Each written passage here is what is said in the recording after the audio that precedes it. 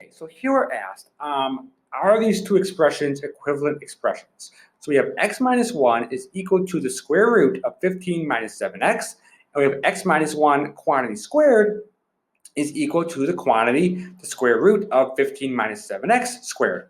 Well, so can you just go, so yes, right, you can go ahead and you can just square both sides of an equation, okay? But if you square both sides of an equation, what does that mean? Well, x minus 1 squared means you're taking x minus 1 times itself. So x minus 1 times x minus 1 gives us an x squared minus 1x is a minus 2x plus 1. And then when you square a square root, well, we just cancel out the square root. So the square root of 15 minus 7x squared is just equal to 15 minus 7x.